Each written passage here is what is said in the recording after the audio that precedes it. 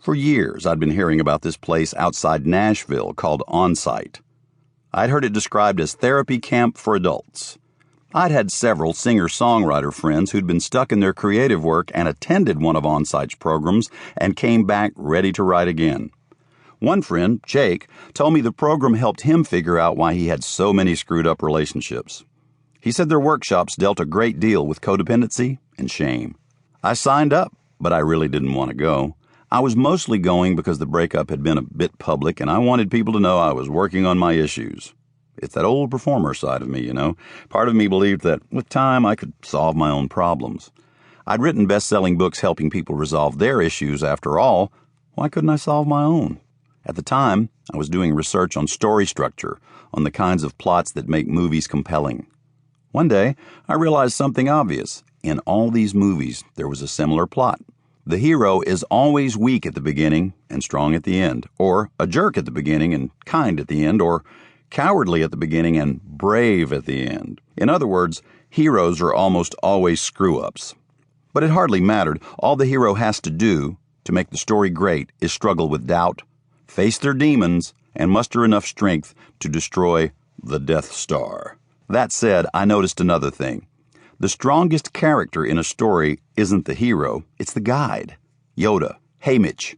It's the guide who gets the hero back on track. The guide gives the hero a plan and enough confidence to enter the fight. The guide has walked the path of the hero and has the advice and wisdom to get the hero through their troubles so they can beat the resistance. The more I studied story, the more I realized I needed a guide. The bus ride from the airport to On-Site was terrible. We'd flown in from all over, about 40 of us, and we sat uncomfortably close to each other without talking. Even in my late 30s, I felt like a teenager being sent to rehab. I looked around, wondering what the other inmates were in for.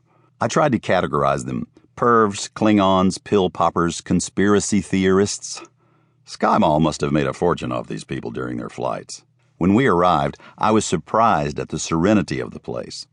On-Site is housed in an old mansion on a hill. Almost no other houses or farms are visible from the large front porch. Horses roam behind the mansion, and a creek runs between the pasture and the neighboring hill. The staff is friendly, as though pretending they don't have a closet somewhere filled with tranquilizer guns. Some of us had roommates at On-Site. When I asked the guy on the bed next to me what he was in for, he told me he came to On-Site because he destroyed his marriage and his company by telling lies. He said he didn't know why he lied, except he wanted to impress people. But he lied his way into bankruptcy and signed up for On-Site when his ex-wife told him about the place. Interestingly, I found the guy trustworthy after that. I felt like I could tell him anything. I didn't, but I felt like I could. Our other roommate let us know within 2 minutes of walking in the door he was a master at karate. He said he could get a guy on the floor in one move and snap his neck instantly. He made a swooshing sound as he described the move. Apparently, when a neck breaks, it makes a swooshing sound. At orientation, the On-Site staff told us we had to turn in our cell phones. They said we could make a couple final calls if we needed to, but after that, we wouldn't be communicating with the outside world for more than a week. Everybody scrambled to make their calls or check their stocks. I just put my phone in the basket. Who was I going to call? Bob?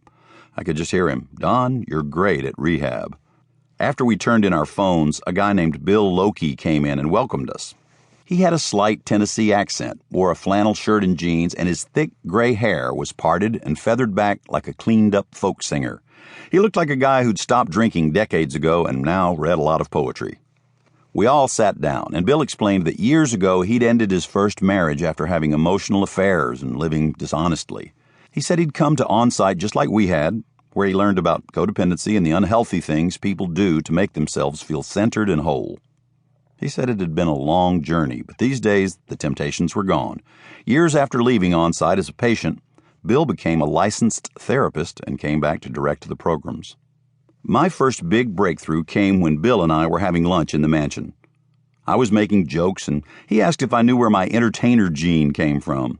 I couldn't believe he pegged me that quickly. I told him I didn't know, that I'd always felt a need to be smart or funny.